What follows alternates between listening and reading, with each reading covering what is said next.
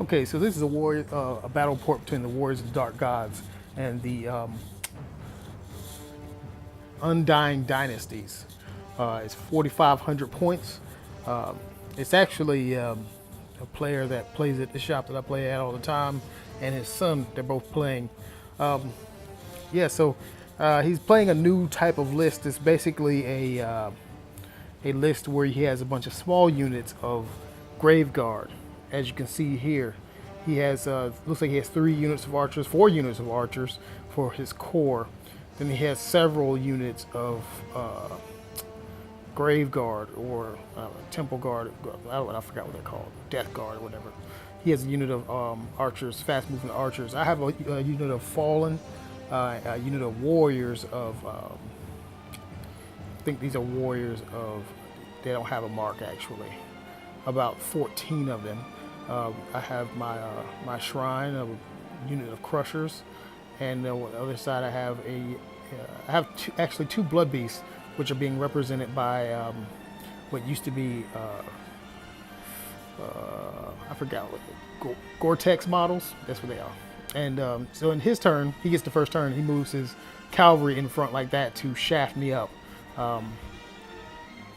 And I'm sort of okay with this right now. I think what happened here, I probably should have been less aggressive with the Blood Beasts, because I'm thinking about running a list that has 2 Blood Beasts in it.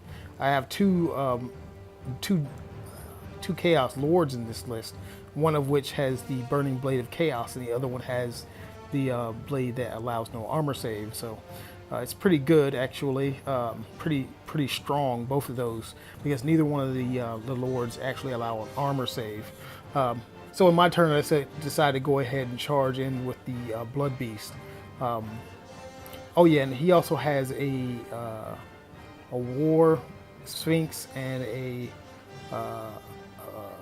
I forgot the other one. The other one that flies and has a killing blow or whatever you call it nowadays. I marched my warriors up like that, marched them up because they have 3 times their movement, so they marched up as fast as they could to get into close combat. In close combat, the Blood Beast kills the skeletons. I believe I was supposed to overrun here actually, so yeah, I might have actually overrun. I don't have it. I think the picture is kind of cropped over there where the thing overran. The warriors marched up. He moves forward one of his units of Temple Guard or whatever you call Grave Guard, and then he's able to get a charge off. I mean, every long charge he needed, he got this in this turn right here.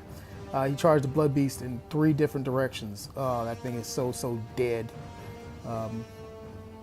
He attempted to charge with his with something that I didn't want the warriors to get involved with, and I went ahead and fled because I wanted the other Blood Beast to actually deal with that instead of the because I think he charged with 2 units of his Grave Guard or whatever, Tomb Guard. And then I arranged the Fallen like that. I'm kind of missing my 2 units of Fallen. They're kind of useful. Over here I have my units Barbarians. I believe they don't have any mark. They're just kind of there to hold to actually bring my core up to where it's supposed to be. And he's able to actually charge in both his Sphinxes into the War Sphinx and the War Cat into the Crusher bus. And I'm thinking to myself, this is great because with the hundreds of attacks, I should be able to roll 6s in close combat. I mean, should be able to. My Blood Beast was able to charge forward and make it close combat with one of his Temple Guard units.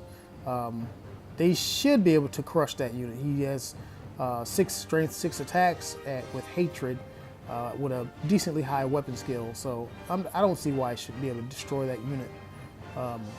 The Fallen charge in, and also the Shrine charges in as well.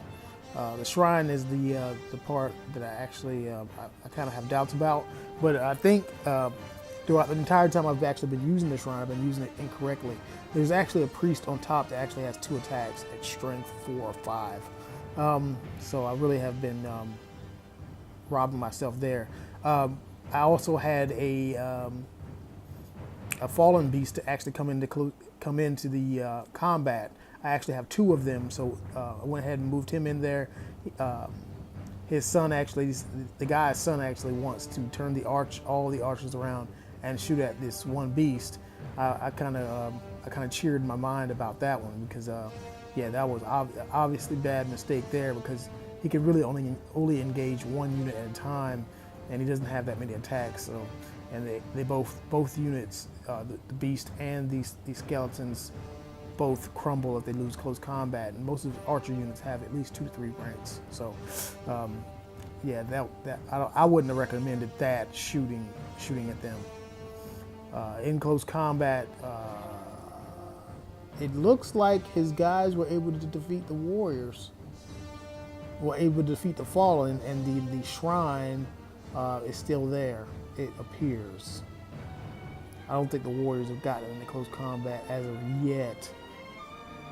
The war beast, the blood beast, does not fulfill his promise of killing everyone, and so he's kind of stuck there. So I'm thinking my opponent's turn, he's going to probably charge the beast on the flank. Over here in this close combat, my lord was able to put down 4 wounds on him, on this the war sphinx, and the war sphinx was just doing some tremendous damage on the crushers, tremendous damage. Also his other creature, I mean, he was rolling like a champ. Before that, they weren't hitting worth of nothing. Now he's just tearing it up. The shooting phase for my opponent when he was shooting at the beast, he didn't score 1 wound on the fallen beast. The warriors are kind of stuck out there. I really don't know what to do with these guys because if I throw them into close combat on the flank of this monster, there's a possibility that the monster may kill them, or, I mean, I might roll a ton of 6s, but as of yet, the crushers have not rolled any 6s, any amount of 6s that's really important. And in this turn, I think I decide to, I'm going to decide to throw both my general's attacks into the one sphinx to make sure I take out that 1 wound, because that sphinx is actually doing most of the damage. The other one is not really doing a lot of damage, but I definitely don't want the sphinx to keep on doing what it's doing. The barbarians get into close combat over here with a unit of a small unit there. They do only 2 wounds. It's kind of sad actually. And he was able to charge and but they do actually do some wounds to the unit they charged on the flank. So they're doing okay, I guess. They have the -1 to hit. I think that's a Nurgle unit, if I'm not mistaken. Yeah.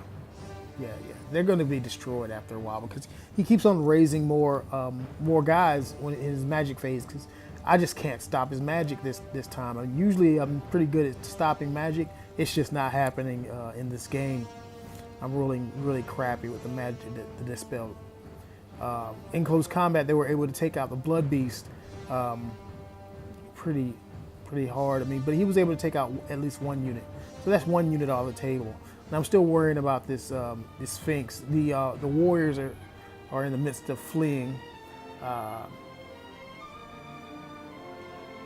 And then he raises up, see, that's what I'm talking about. He raises up more of his tomb guys, and I'm just not able to do enough wounds to actually keep them down. So the barbarians, it looks pretty bad for the barbarians at this point. But yeah, you know, anything can happen, you know. Finally, they're able to kill the War Sphinx with the 2 characters hitting him. But the problem is, I used one of my characters killed it, and then the other character just wasted his attacks. He couldn't re-attack into the other one. If I had known better, I would have thrown his attacks, that guy's attacks into the second one, which would have probably killed it because his attacks do 3 wounds.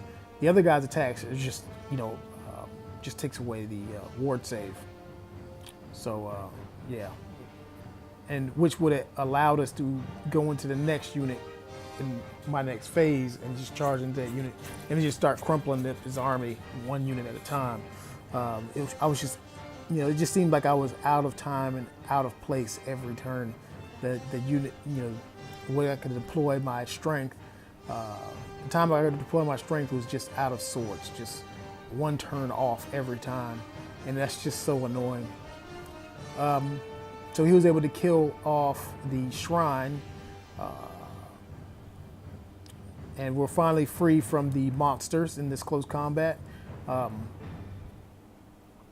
so the next one, I'm going to try to charge forward in such a way where if I overrun, I'm going to make contact with that unit behind them over there, so I can maybe get to his wizard. Maybe, I mean, it's far-fetched, but the warriors rally and they finally turn around. They turn around right in front of a unit.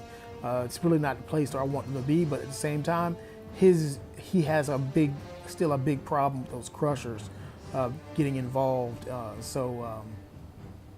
It's still not, the game is still not lost for me here.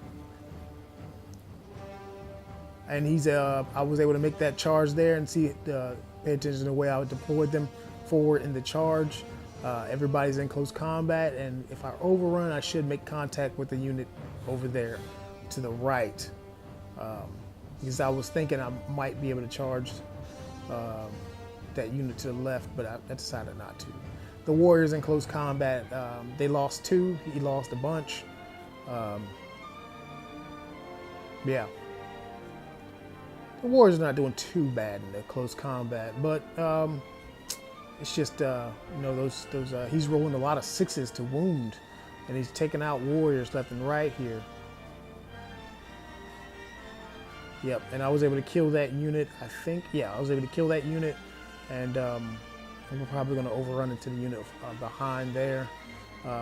All of his skeletons are turned around because throughout the game, I've had Fallen Beast to deploy out in front of him, and he's turning his skeletons around in order to engage them. I hit that unit and I crush it pretty quickly. I missed a picture of it, and then I overrun into the unit behind there. He's really trying to dance his sorcerer around, so I can't get in touch with him.